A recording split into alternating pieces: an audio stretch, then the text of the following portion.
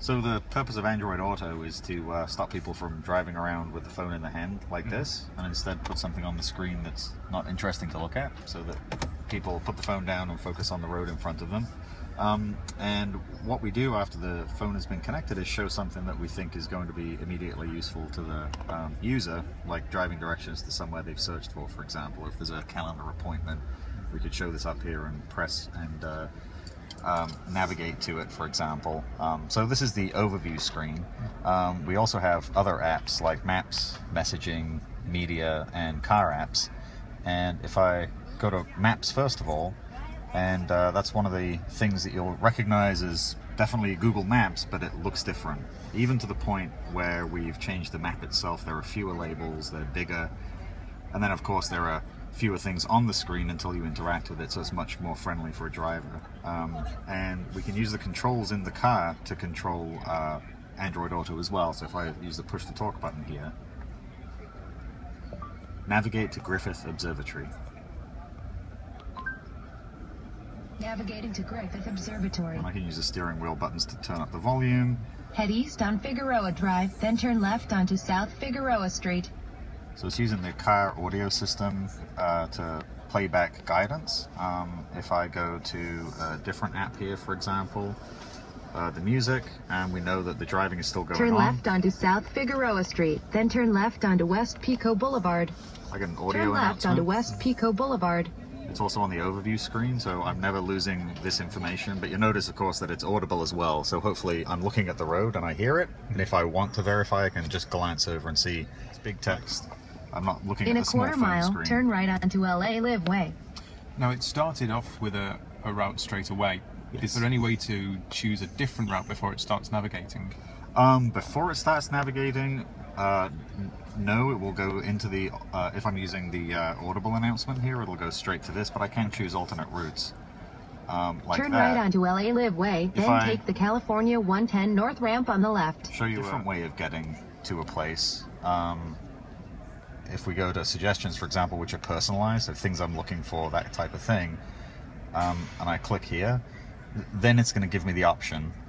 The idea is that if I'm in the car, I just immediately want to get into navigation. I don't want to be offered any more choices. I don't want to have to press a button. I just want to drive and navigate immediately. But if I'm in more of this browsing mode, right, maybe I want to look at alternate routes, for example. I see. So, yeah. So if you don't have a data connection on your phone, what happens to your navigation? The navigation will work when you have the connection initially, and what we do is download enough data so that you can continue your route along the way. Okay. Even to the point, if you take a slight detour and you don't have a data connection, we can get you back on track. Okay.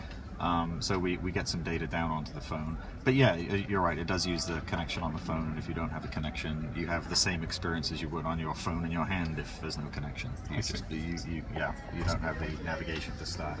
So with that tile, approximately how long could, I be without data access? Once the route has been cached, you can be without access for hours. Oh, okay, very good. Yeah. And just another option here in the maps, you sort of, this is personalized suggestions, but then you can look at categorical search as well, which is location specific. So restaurants that are nearby here, we try and anticipate what we think are the most common use cases for a driver. And if I've searched for something on the desktop, it will automatically show up as a kind of a suggested option on the... Yeah. I mean, within reason. It's not everything you search is not going to show up here, but okay. Yes, if you're searching for a location and you look at it on a map, for example, it would show up here. Okay, so you don't have to necessarily use like an on-screen keyboard to get it. You could plan out your route ahead of time and then have it just appear here. Yes, yeah. Particularly if you have like a calendar appointment with an address in it, for example. Okay. So I could be sitting in the car and do this. What's my next appointment?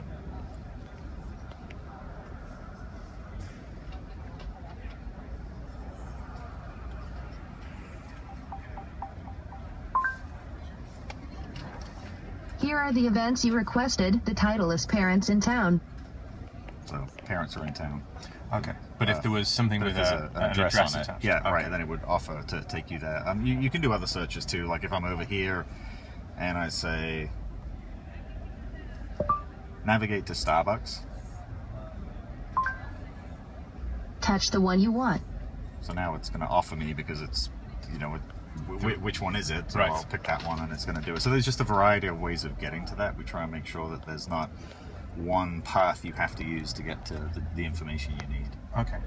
Now, you mentioned car apps. Does that take you to Hyundai's car applications? It's a good question. So today, I guess this week we released APIs for media apps. I can kind of show you these and the messaging apps too. So I'll kind of talk about that in a second. The car apps is where, you're right, we would have our partners put their apps once they've been created. So if there's performance data, for example, or you know, if you've got a check engine light message and you want to put something friendly on the screen. But the important thing to mention here is we're not taking over the whole car. We're working with the existing systems in the car. So in the Hyundai, for example, they actually have a system called BlueLink.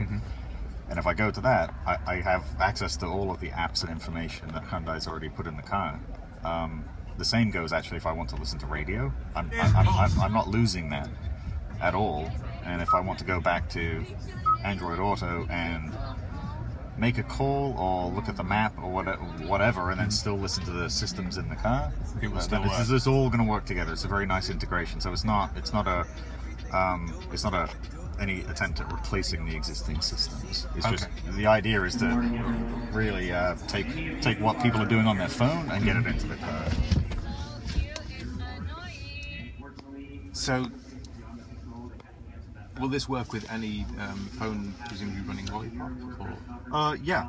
Okay. So the requirement is your phone running Lollipop, and when you plug the phone in, it will check to see if you've got the Android Auto app installed, and if you don't, it'll download it. It'll walk you through a first run experience that explains, you know, the drive safely, of course, is the first message, but then it walks you through the steps of connecting, so it's a really pretty seamless experience actually, that first time you connect it. But yeah, as far as the customer or user, when the first time they get in the car, all they need is their Lollipop phone. Okay. And then they connect. So let me show you the other apps though, since we're talking about third parties. This is Google Play Music. Right.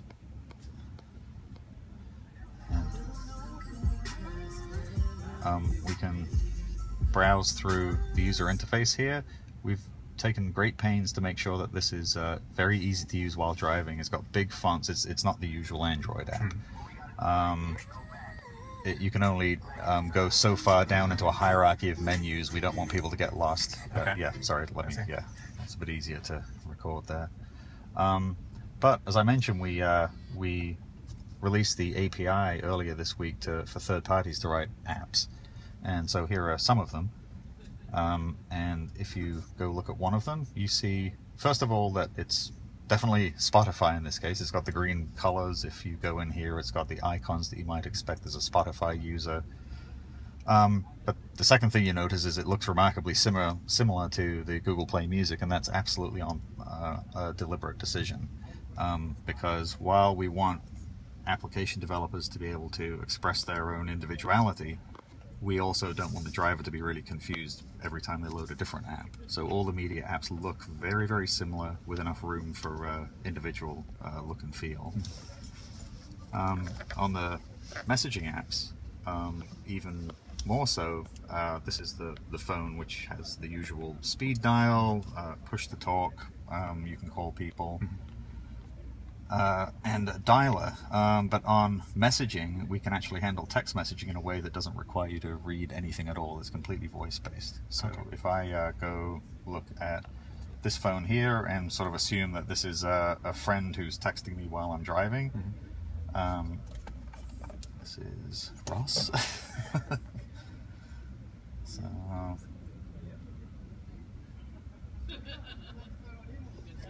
send a little message here on WhatsApp and say, "What's up?" Then we will see the message come through here. If I have a network connection.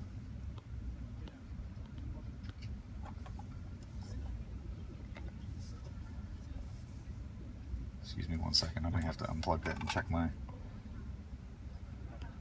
We're having some issues with the Wi-Fi dropping in and out, so let me turn that off. And just go with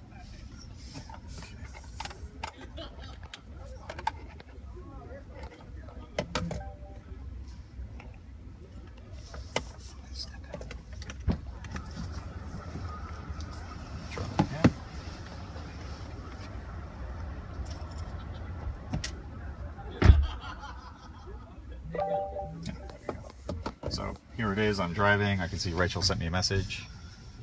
What's up? What's up? You can press the voice button and say reply.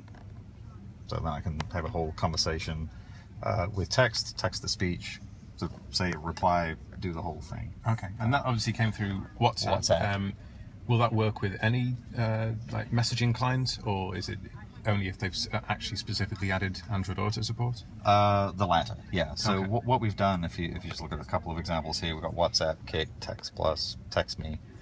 What these partners have done is to take the API, again we released on Monday this week, and they've extended their app with a very small amount of code to support Android Auto. So for them, it's very, very straightforward and simple. They send the text that they want to send, and then we handle all of the heavy lifting of doing text-to-speech, handling the interaction in the car. So they don't need to know anything about the buttons I'm pressing, the microphone in the car, nothing. They just basically send the text to Android Auto app, and the rest of it takes care of it. Yeah. And that's obviously from someone sending you a message while you're in the car. If you wanted to send a message to Rachel, can you do that and then say, I want to do that through WhatsApp? Yes. Yeah. Okay. Send a text. Do you want to text? Rachel, What's the message? I'm sitting in a car. Here's your text to Rachel. I'm sitting in a car. Do you want to send it? Sure. Sending message. So then the message gets sent, and we see the message coming across here. Okay, so this has come through as that's a Hangouts SMS message. Yeah. But you could say that there was could you request that it would go via WhatsApp? Let me try it. I haven't tried that before. Okay. Send a text with WhatsApp. Not sure how to help with. Send a text with WhatsApp. Let me try one more. Send a message with WhatsApp. Not sure how to help with. Send a message. All right. I guess not today. Okay. Okay. And so I guess the angle is that it's completely flexible in terms of what functionality people can put in. The interface is the same. Is Google looking at the Google Play Store is kind of notoriously flexible in what kind of people can put into it. Someone can release an app and there isn't the same sort of levels of quality assurance and kind of checking over things like interface. And on a phone, that's not such a big deal. No, of course. But if you're driving, obviously that is a big deal. So what kind of levels of protection is Google putting in there to make sure that, say, WhatsApp's app isn't going to crash all the time while you're driving and kind of be distracting or what have you? Yeah. So it's a good question. I think we're doing a few things. First of all, for example, with just media apps, because we can look at it here, is the first stage happens way before anyone even gets the APIs. Okay. As we're designing them, we work with our automotive partners, our OEMs, on what we all think is the safest possible approach to getting a phone app to show up here.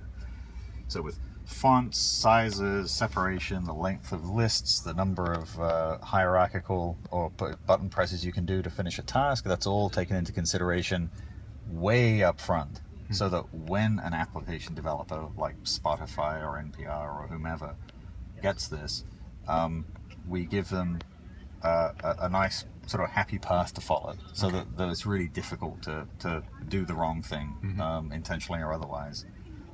But to your point, let's say that an app decides to put a garish bright pink background there, and it's just you're looking at the road and all you see is pink.